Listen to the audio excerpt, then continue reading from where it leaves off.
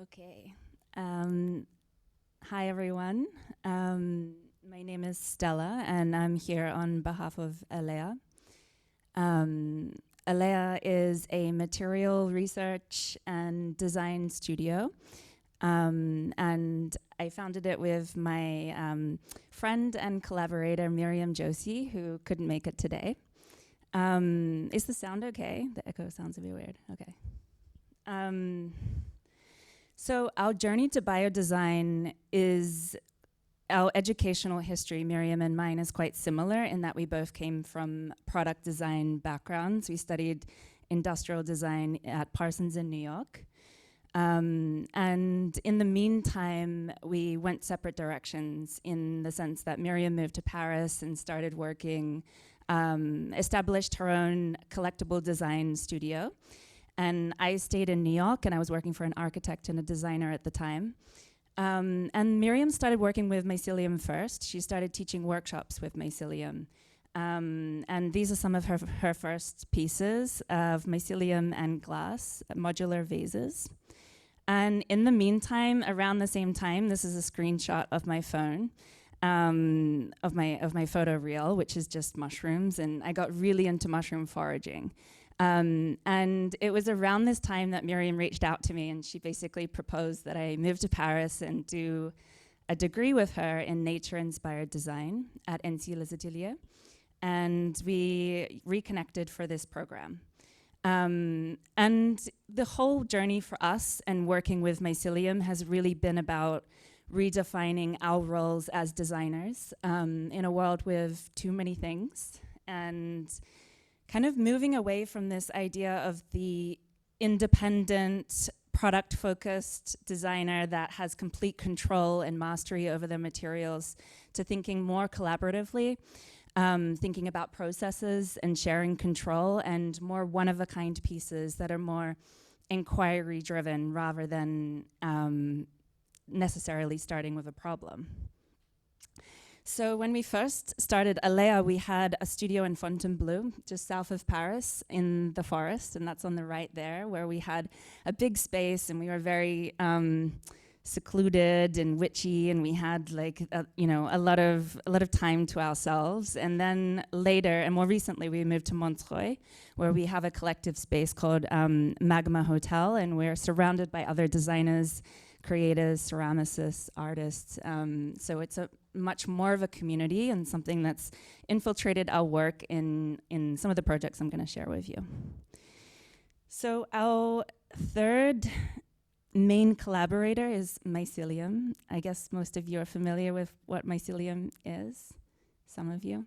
But essentially, it's the root system of the fungi, so it's everything below ground, and it's fascinating and complex in its relationship to other organisms, trees, in that it transfers information and nutrients through mycorrhizal networks. It's plays a big role in decomposing everything that dies in the forest back into life. So I could go on and on, but I'm not going to. But our work with mycelium started by kind of observing how it grows and interacts with other materials. So these are what we call our observation studies. And here we really assembled various materials and just saw how the mycelium changed them, assembled them, and created new materials. And also the ways in which we couldn't really plan how they grew. This led to kind of more material research, where we started to broaden our definition of mycelium as not just a material, but actually a binder. And what we feed the mycelium really changes the material properties. So in some cases, we're feeding them like tubes, and they're 90% air, and they're super lightweight. And other times, we're feeding them agricultural waste or textile waste or shells, for example, and they're super dense, and they have vastly different material properties. Also, non-cellulose-based materials like stone. This is a project we did in Mexico. We work a lot with textiles and mycelium too. This is one of our dirty chairs, which I'll get into why it's dirty later. But mycelium, is basically assembling denim to make a chair. And some of our more recent research has been looking at how the mycelium actually creates patterns and textures in textiles. And this was an accident, basically an experiment we left for too long. And what we observed when we flipped over the textile was that it had actually started to digest some of the dye on the textile and create these really beautiful patterns. So what's a big part of our work too is trying to replicate mistakes. And I think this led to us looking for research papers on mycelium that digests dyes, for example, and we found a couple, and it's really exciting. So this is kind of the beginning of a new area of research for us. And then a later collaboration with a fashion designer in Milan called Prowse Collective, where we inoculated some garments for the fashion show. And this is another collaboration with one of our studio mates in Magma Hotel, where we made these little champignon ceramics, where we're more guiding the mushrooms to grow in certain places. So working with a living material and observing how it has agency and how it challenges us, and it really has highlighted the lack of control we have over our materials for us, and also led us to kind of question how we can work in more reciprocal ways with mycelium and what bio-collaboration really means. We felt this disconnect in the initial phases of our work between mycelium in a lab and the ways in which we sterilize it, sterilize the environment and isolate it, and it's very separate from its role in the ecosystem. And we always wondered how we could link these two things. So this led to our research, which we called a bio-inclusive exploration with mycelium. And the project is called Back to Dirt. And the question we asked ourselves was, if mycelium thrives in nature and in the soil, why can't we use the soil as a mold to grow objects? So we had the opportunity to apply this at full scale at Domaine de Bois-Boucher in southwest France, and we decided to grow a chair. It was kind of an inside joke because we were product designers and we never managed to make a chair from traditional materials. So we're like, okay, we're gonna grow one in the ground. And we dug a whole negative form of a chair. We filled it with the inoculated substrate. And about 3 weeks later, we harvested our first chair. What was exciting to us was the picture on the left, or on the right, sorry, where we saw how the mycelium had escaped the mold and continued to thrive after we took what we needed, being the chair.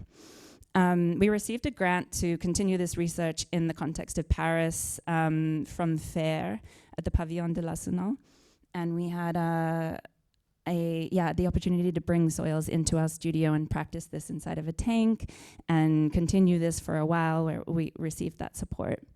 What was interesting to us is the more we shared the process and kind of the raw, dirty images, and didn't try to hide how kind of non-conventional it was, the more support we got from, and the more community we built. And also just kind of the aesthetics that emerged from this. And it really began to kind of bring, I don't know, a new kind of motivation or a new kind of community into our practice. And I think this is a picture of the chair that we grew underground, and then we left it in the studio and returned a few weeks later, and it had exploded with mushrooms. And this was also just one of these like mistakes. And now we're asked to replicate this a lot, which is funny because it's really hard to plan for that kind of thing. But the more to, like, again, like kind of sharing these these unexpected outcomes and embracing them as part of the process has really been the journey for us. And that includes the failures. We had a lot of chairs that grew too long. This one we call the ugly chair. And it grew underground and too long and started to decompose. And then, yeah, we documented it reluctantly. And then actually we put it back in the ground. And it started to, I think this was 6 months later, where we saw that the ground was thriving, where we put it back in. So we've tried to practice this process in different contexts. Here we grew these columns underground inside of a gallery where we inoculated them and then returned 2 weeks later to reveal them for the exhibition. And but one of our more ongoing projects is back at Domaine de Bois-Boucher, where we've been welcomed to continue practicing our process of back to dirt and just developing reciprocal processes with living materials over time. So this is really wonderful for us because we start to imagine this kind of space in nature. And we really believe that in order to build true reciprocity for the material as a living organism, you have to spend time with it where it thrives. So this is the material library that we grew underground. And then we returned a year later where we started to envision what our kind of indoor-outdoor laboratory would look like. And this is the kind of framework for that. We covered it in panels from Mogu. And it was in itself an experiment in that it was finished with different natural finishes. We observed how it changed over time. But it was also the first time kind of imagining this space for us that we could, it was modular, we could move it around the domain, we bring it back together for collective experience. And this is, just the beginning. It's something that we're developing over time. But it's also been, Domaine de Bois-Boucher has also kind of been this community building practice for us. And it's in a physical sense, but we also have over time kind of felt this global community, and we wrestled with how to collect that. We've tried different things, like sometime we made a Discord at one point. We realized we have no idea how to use Discord. And now we're launching our bi-monthly kind of studio conversations, but essentially which anyone's welcome to join. But essentially the goal is to share experiments. And also we're finding too that more and more people will share a discovery like the mycelium digesting the textile. Somebody else across in another country will be making the same observation at the same time. So we really want to connect these kinds of projects. And we'll also be returning this summer to Domaine de Bois-Boucher to do a workshop with mycelium and textiles. So essentially we started as design and education even before we established Alea. And more recently we've started to build more collaborations and find more applications for our work. And as time goes on, these 3 areas have really started to blur. Like we've talking the other day about how we don't think any of our projects don't cover one of these. So it's really an evolving discipline. We're still figuring out a lot. We established Alea in 21, so it's the beginning of something in a sense. This is the end of my presentation.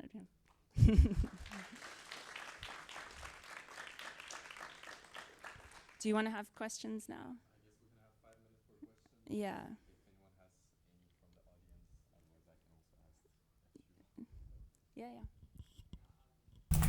Are you trying to find ways, or are you exploring ways to preserve your designs as they are, like the chair that was left in the studio and changed a bit, even though that's a nice thing and like you are asked to replicate it, but do you have ways to preserve the design so it can be used in office spaces?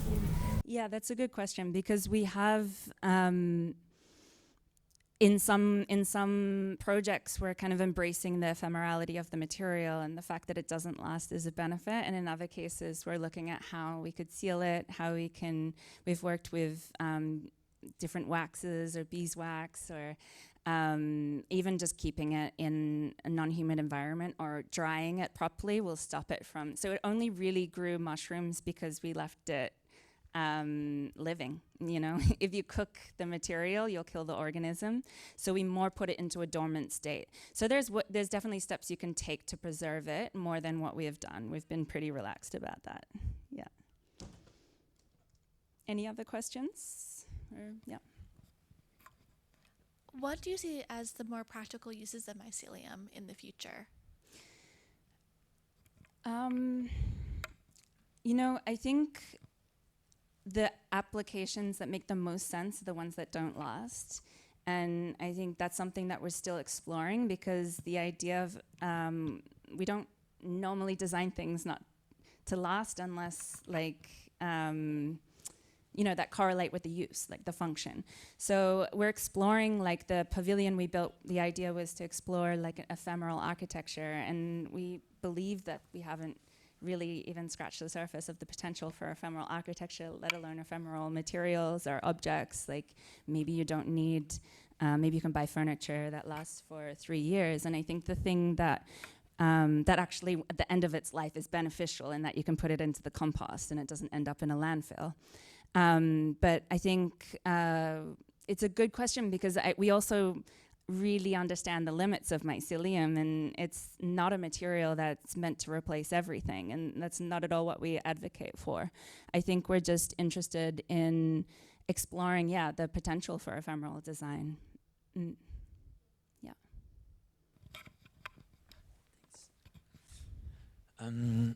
Thanks a lot for the presentation. I was wondering, how did you figure out that it was important to have ethical considerations for mushrooms? I think it's pretty great. I was wondering where it comes from. Yeah. How did we figure it out? I think it's it just is so alive. It's so blatantly alive. Like our experiments, we'd leave them and come back a few weeks later, and the fact that they're expressing themselves, and you have these plastic finite molds and it's trying to escape the mold. It was just something that we didn't feel, it felt like a little bit torturous. And I think just through observation, but meanwhile also our studies and reading a lot about biocollaboration and what it means to actually consider consider a living organism as in the process of design. So I think it was kind of in parallel to our studies that we started to ask these questions. I don't think before that we were really thinking like that. And you could apply that to any material. You know, you could be thinking about concrete in the same way if you want. It's just mycelium is really, it's kind of an obvious, it's obviously expressing itself in a sense. So yeah, I don't know really how it happened. I think it was also just a lot of conversations between Miriam and I.